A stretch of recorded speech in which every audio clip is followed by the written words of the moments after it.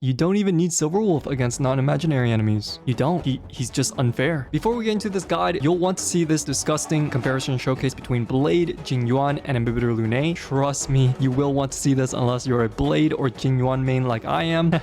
I just want to close my eyes right now. Also, check out Lunae's best teams at the end of the video. You'll be surprised to see who his best supports are and all the other good stuff. But the first thing I want to do is to compare Blade versus Imbibitor Lunae and see their damage comparison. I'll be using two different teams for this comparison since we all know Blade's best support is Bronya, and for Imbibitor Lunae, his best support in my opinion is Tingyun. So here are the stats. I will be using speed boots for Lunae and Blade on Tingyun team 1, and then showcase with Bronya's team. I will be putting them both on attack and HP boots respectively. Our testing will be the memory of Jiansho 5. The boss is weak to both imaginary and wind, making it a fairly fair playing field. For the first team, we have members consisting of Natasha, Tingyun, and Pela, and then of course Blade and Imbibitor Lunae. Yeah, there's no way he's gonna zero cycle this with this team. There's just no shot. Impossible. Yeah, 19 cycles. Okay, yeah, that's his best towards the end of the 19 cycles. All right, Imbibitor Lunae, let me see what you got.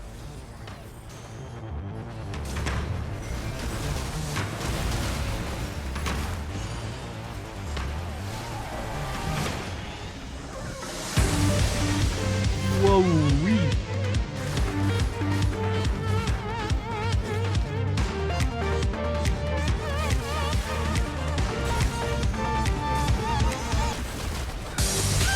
Oh my goodness. What is the damage, man? It's unfair.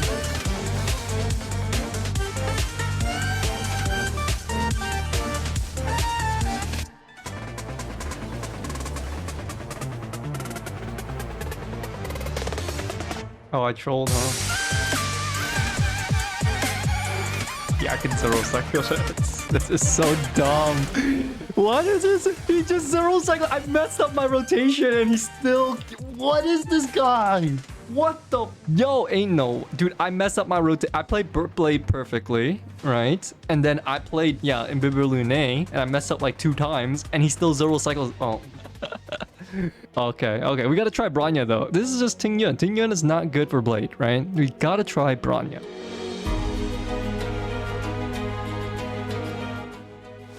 Oh. That was not intended.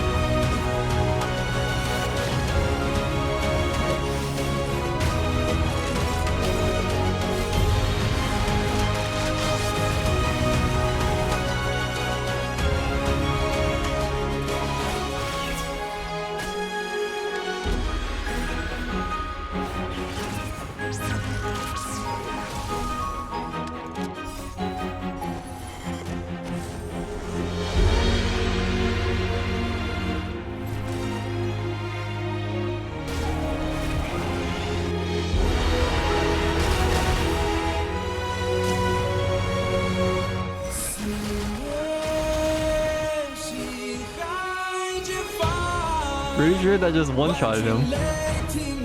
Yeah.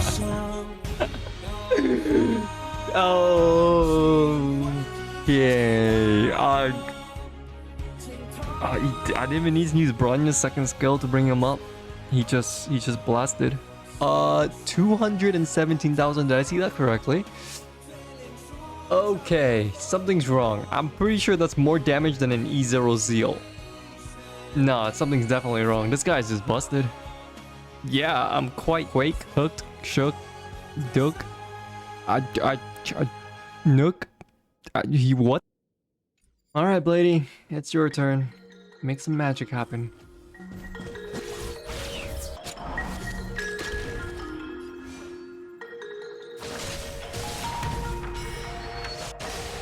Okay, it's not even close. Am I doing something wrong? Am I playing Blade wrong? I don't know. Maybe I am. Maybe I'm bad at Blade. I pulled him and I never touched them after like the first 2 days. Okay? Maybe this is how he is. I don't know. Am I being copium? Why does the damage output feel so low?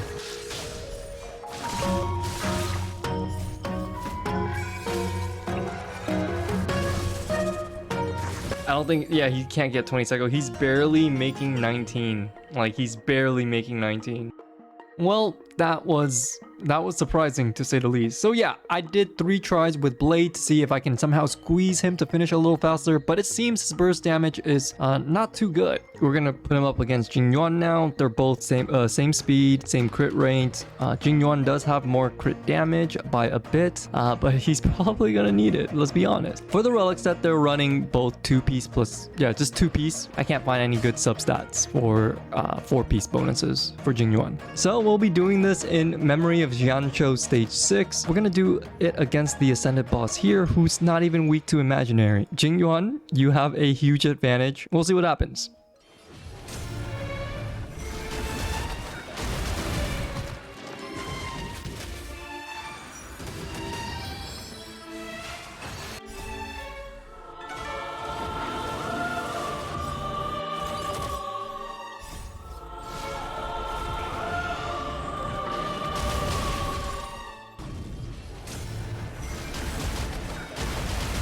What is this damage, man? This is unbelievable.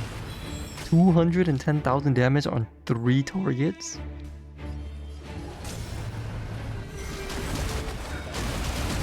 Another 200,000 damage.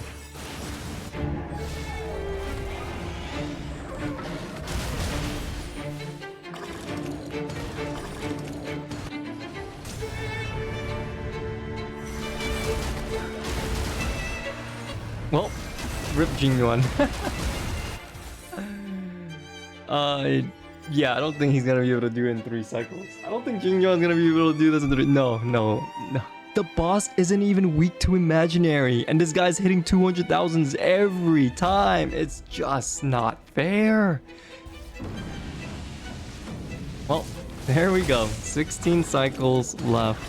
Yeah, I expected that he won't be able to catch Danny, but it's just I'm more shocked that Danny does that much damage, to be honest. So yeah, I tested all 3 units in the hardest content memory of Xianzhou 5 and 6, and everyone had their same identical stats and power.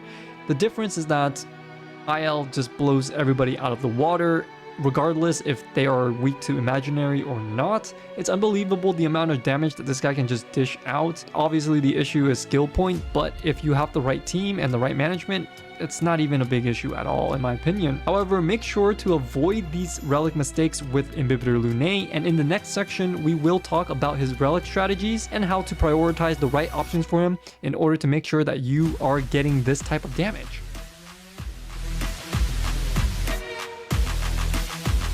The beautiful thing about Lunae, and not just his looks, is that he's very simple and easy to build, but there are some big mistakes you'll want to avoid, so yeah, let's get started.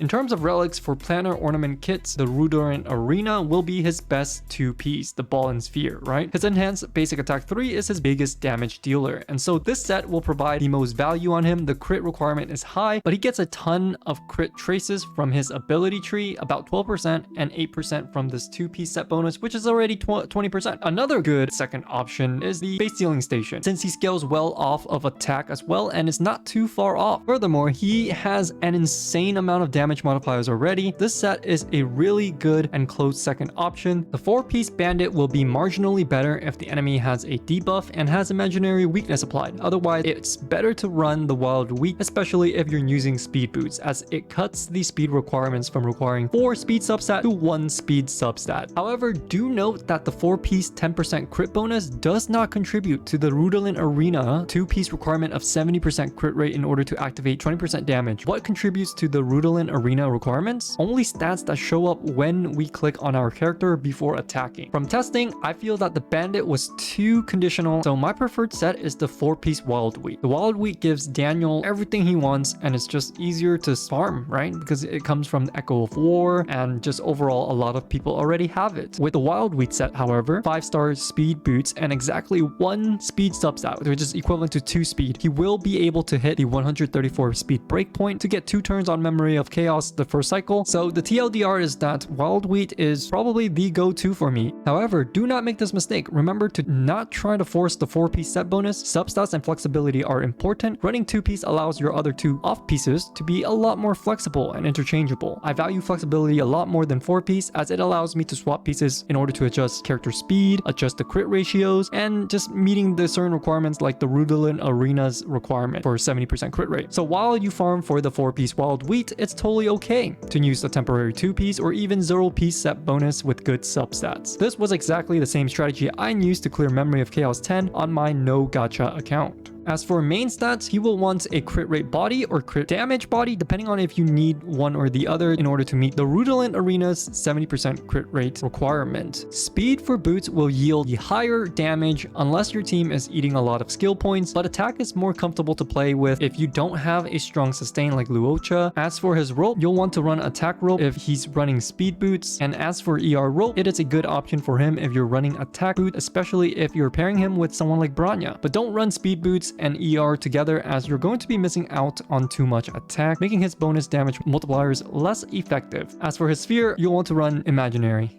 Also, it's very important to notice that his supports are going to need this. He's a very skill point heavy, so consider running your support with either a 4-piece Passerby of Wandering Cloud, the healing 4-piece set that gives you an extra skill point, or use his technique before the battle to gain a free Squama charge, or both. And finally, if you're running him without a tank, make sure your supporting characters' relics are built tanky enough to live certain one-shot combos. Yeah, I have most of my supports on either HP or defense.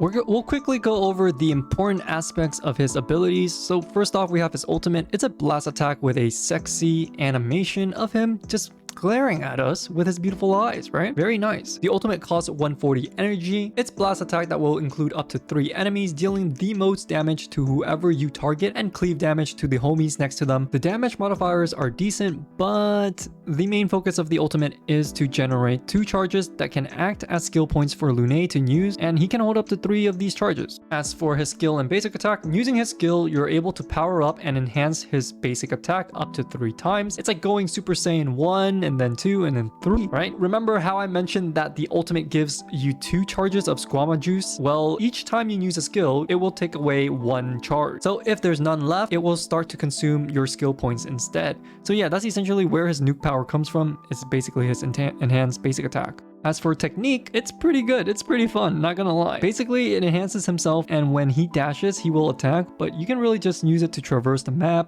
It also gives you 1 Squama stack when you are going to go into combat. It's really good, kind of give you like a free skill point. As to what talent to prioritize, you want to of course prioritize his basic attack. That is the biggest damage source for him, and then his ultimate, then his talent, and finally his skill.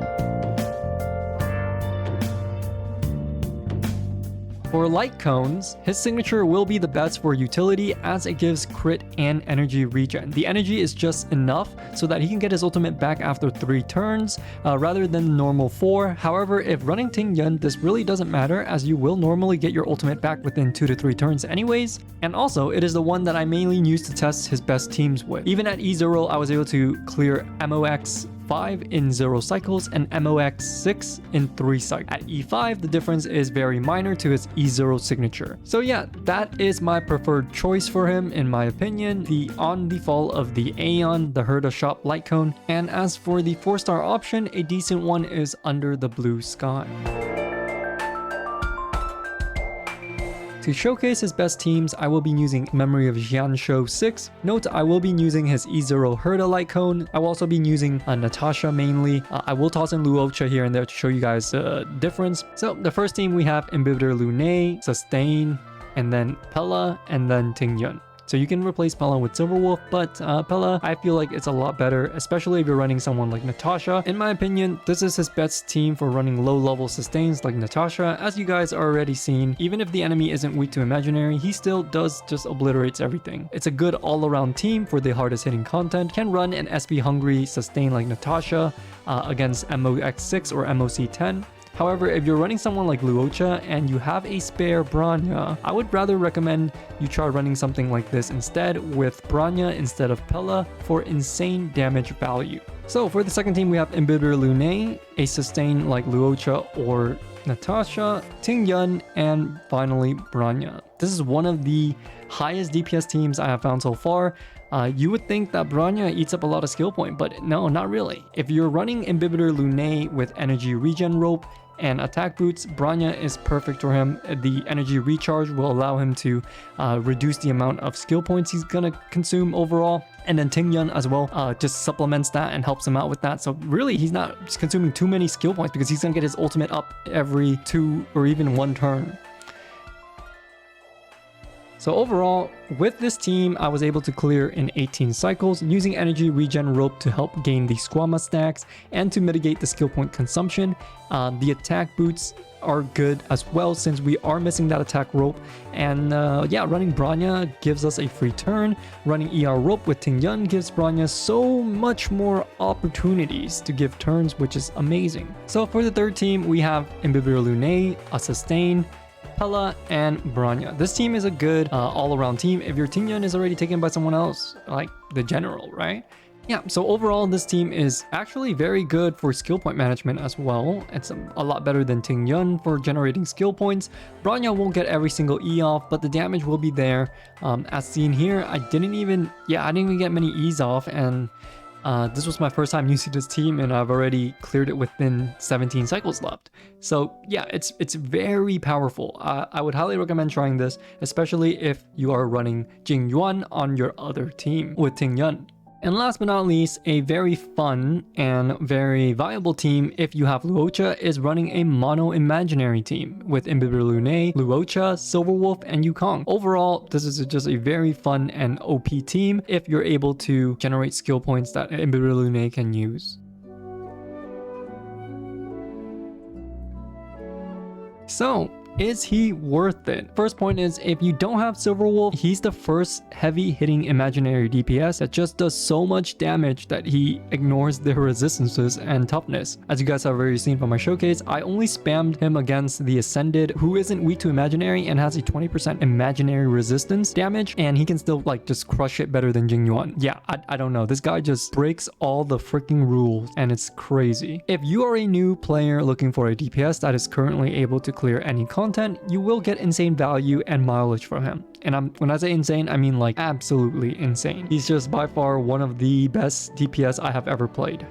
And finally, this is probably the most stacked banner in terms of 4-star supports I have ever seen as well. This is a goldmine for me at least, because I need Asta at E4 to have her ultimate at 100% uptime. Yukong E6 is also one of the best Eidolons in the game if you really like playing Yukong. It essentially takes all away her negatives. She basically becomes a complete character with her E6. And finally, March, my favorite freeze bot. If you haven't seen my other videos, I have built her on both of my accounts, and I highly recommend to anyone that is playing the game and is looking for a good sustain to build her, because she is amazing. So as for cons and why he's not worth it, he will want teammates that are skill point positive or neutral if you're running speed boots, and in particularly he wants Tingyun or Pela or both. So if you don't have Tingyun or Pela, it's going to be hard to find a really good support that will dish out enough skill points and help him with that. Secondly, if you already have a ton of DPS like Blade, Zeal, Jing Yuan, and you don't like his design and gameplay or whatever, and aren't looking for another DPS, then it's an easy skip for you. And the third reason, Topaz and Jinglu are coming. They are teased, they are official. I was planning to say for Jinglu, please keep me strong. I only got like less than 2,000 J's, so and best of luck for those who are pulling for him. Win those 50-50s. Bye.